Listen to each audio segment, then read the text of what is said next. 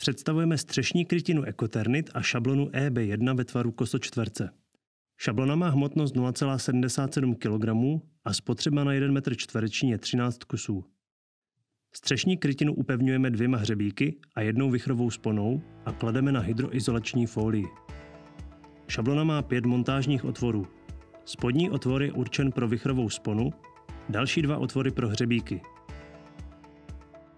Před pokládkou si připravíme doplňkové tvary šablon, hřebíky a vichrové spony.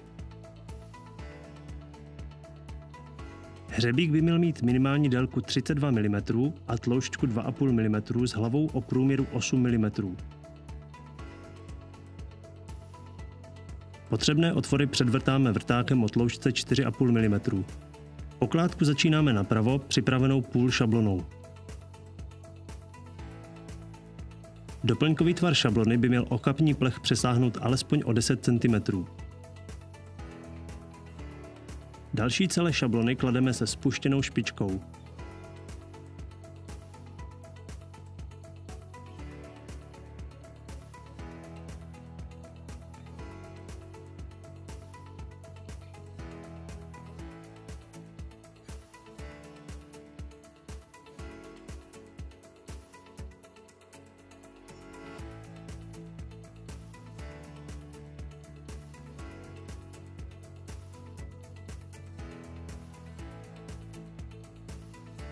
U závětrné lišty přibíjíme šablonu na 2 místech dostatečně dlouhým hřebíkem.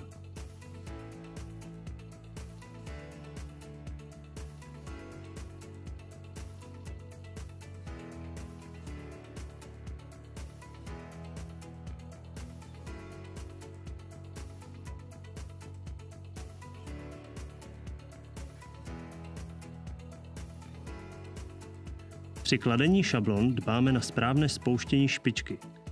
U každé šablony hlídáme důsledné dodržování dilatační mezery 5 mm.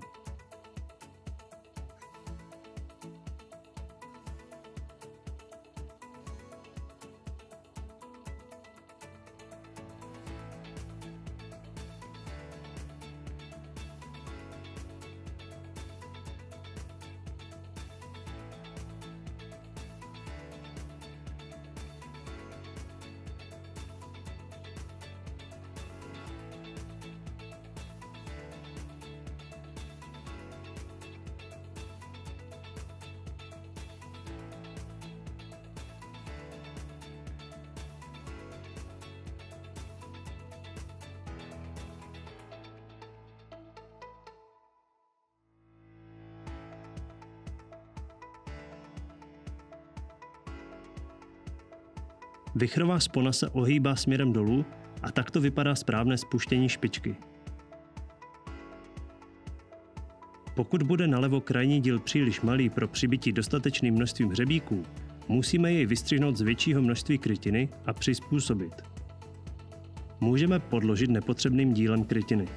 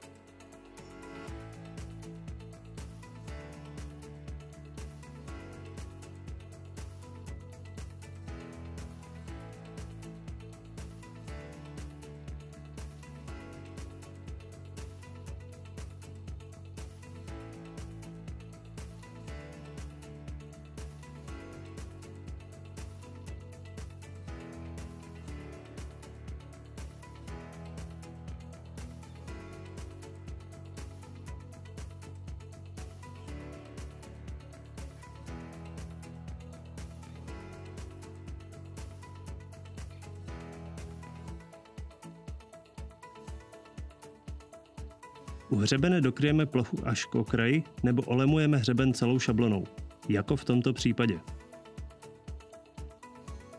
Šablony by se v lemování měly překrýt alespoň 12 cm.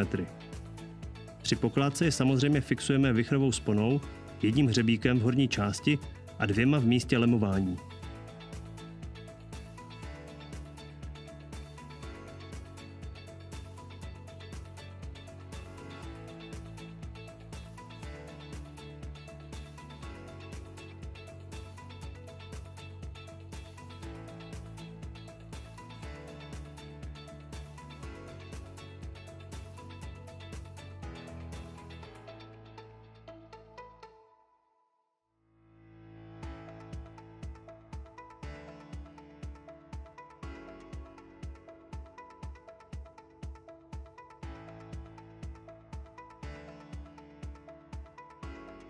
Krajní díl levé strany zmenšíme podle potřeby.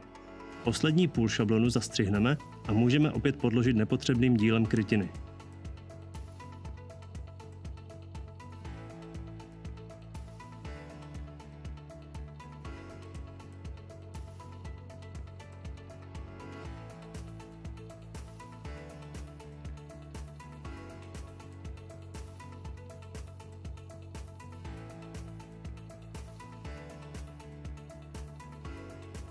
Předposlední lemovací šablonu v řadě zkrátíme, aby nezasahovala do závětrné lišty, zafixujeme vichrovou sponou a připevníme dostatečným počtem hřebíků.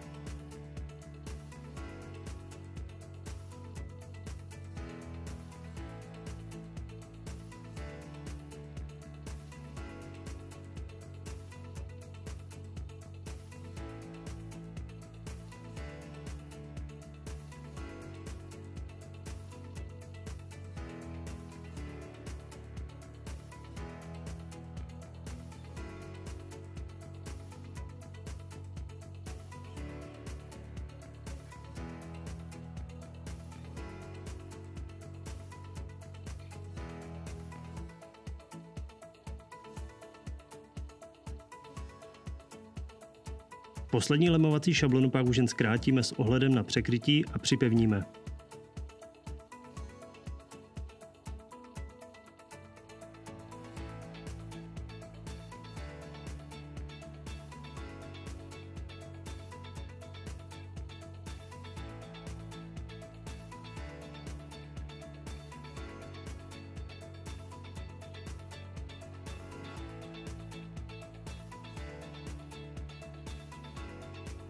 Nakonec instalujeme hřebenový prvek.